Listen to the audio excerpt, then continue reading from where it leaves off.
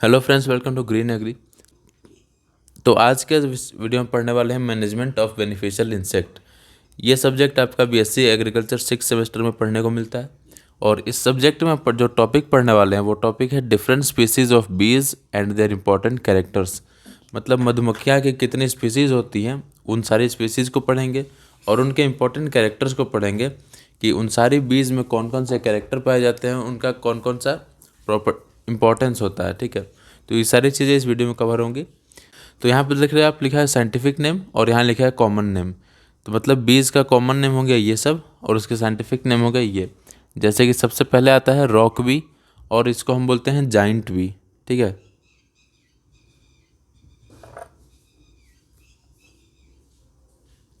Rock bee या फिर giant B. अब जाइंट से क्या समझ में आ रहा है कि सब मधुमक्खियों की सबसे जो बड़ी प्रजाति होती है उनको बोलते हैं जाइंट बी। और इसका साइंटिफिक नेम होता है एपिस डोरसाटा। ठीक है, ये आपको याद रखना है साइंटिफिक नेम। दूसरी तरह आते हैं बी, तो इंडियन हाइव बी, इनका नाम होता है एपिस सेरेना इंडिका। थर्ड होती है लिटिल बी, ये सबसे छोटी होती है, इनका नाम होता है एपिस फ्लोरा। फोर्थ है द यूरोपियन और इटालियन बी, इसका साइंटिफिक नेम होता है एपिस मिलीफेरा। फोर्थ आती है डैमर बी या फिर स्टिंगलेस बी।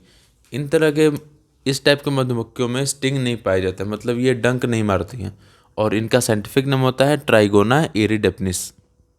ठीक है, Apis dorsata, Apis cerana indica, Apis florea, Apis mellifera और ट्राइगोना इरिडेपनिस। अब आगे बढ़ते हैं। सबसे पहले तरह की जो बी है जाइंट बी, इनके कैरेक्टर्स को समझ लेते हैं। तो सबसे पहले इसके नाम से समझ में आता है कि ये सबसे बड़ी हनी बीज होती है।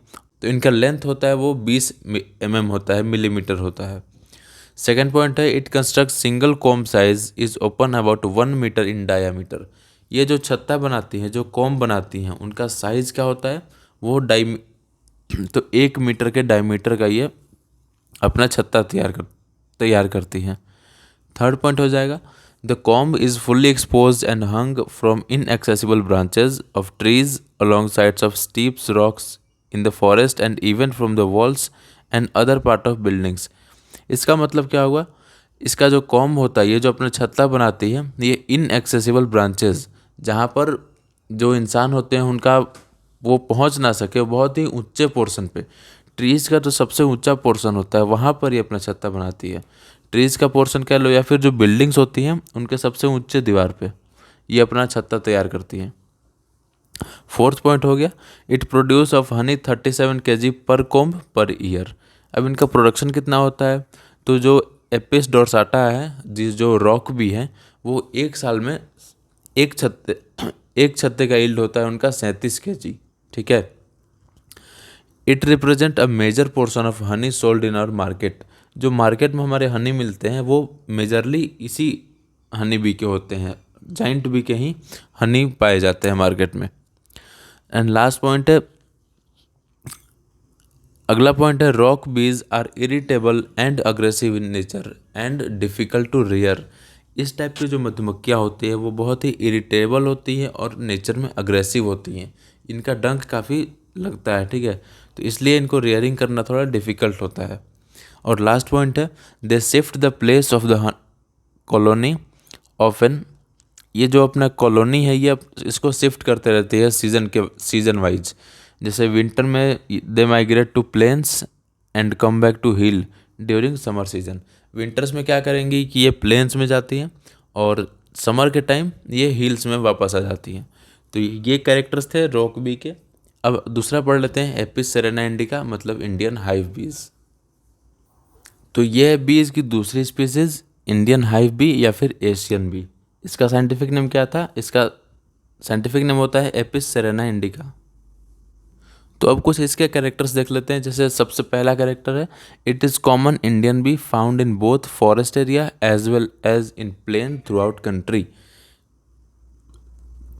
इस टाइप की जो मधुमक्खियाँ होती है वो फॉरेस्ट एरिया में भी पाई जाती है और प्लेन एरिया में भी पाई जाती हैं। It is smaller than the rock bee, ये रॉक बी से छोटी होती है। Bee measures about 15 mm in length.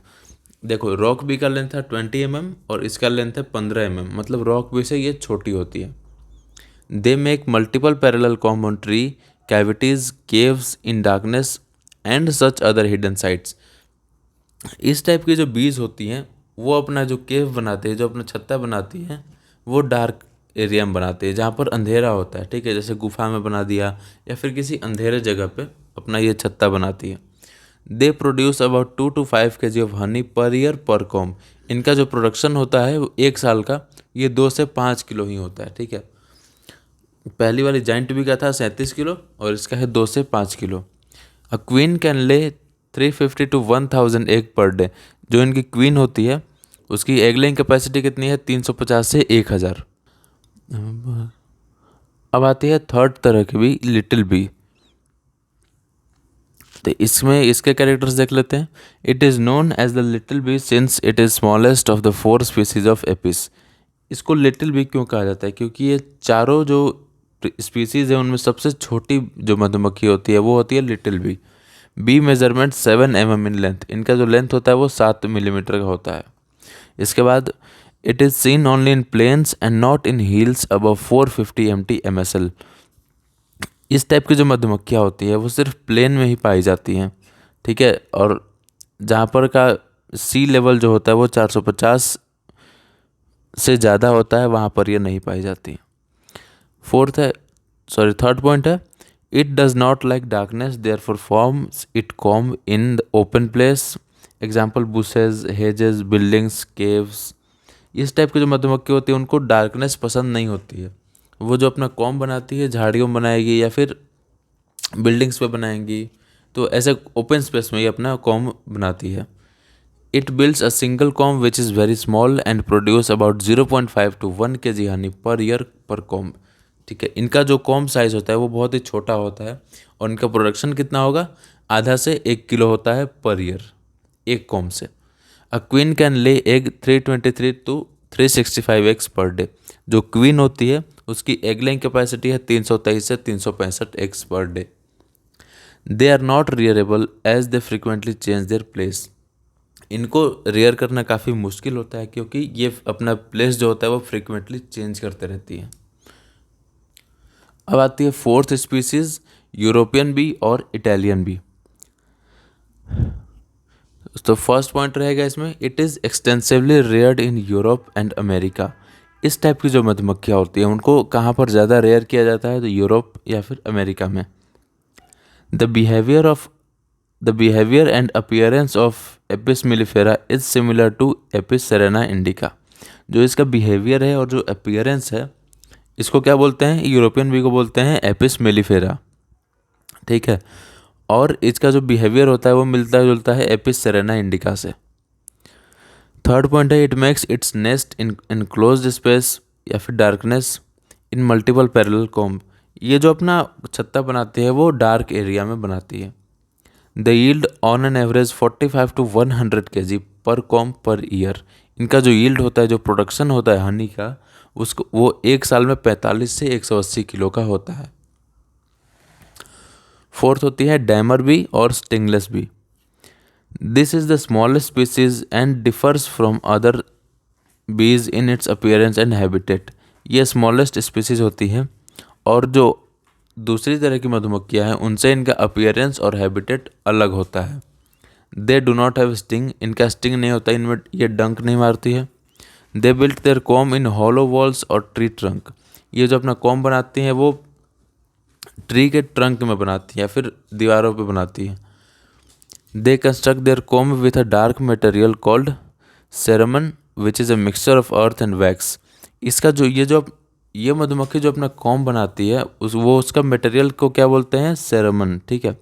और ये अर्थ एंड वैक्स का मिक्सचर होता है। The yield only 60 to 180 ml of honey पर कॉम पर ईयर। अब देखो इस टाइप की जो मधुमक्खी है उसका यील्ड कितना होता है, उसका प्रोडक्शन कितना होगा? तो 60 से 180 ml 1 साल में। बहुत ही कम प्रोडक्शन देती है ये मधुमक्खी। It's Honey use in Ayurvedic medicine. इसका जो हनी होता है वो आयुर्वेदिक मेडिसिन बनाने में यूज़ किया जाता है। तो ये थी हमारी 5 स्पीसीज़ मधुमक्खी की। अगर आपको ये वीडियो अच्छा लगे तो वीडियो को लाइक करना, चैनल को सब्सक्राइब करना। मिलते हैं इसी तरह के एक और वीडियो में।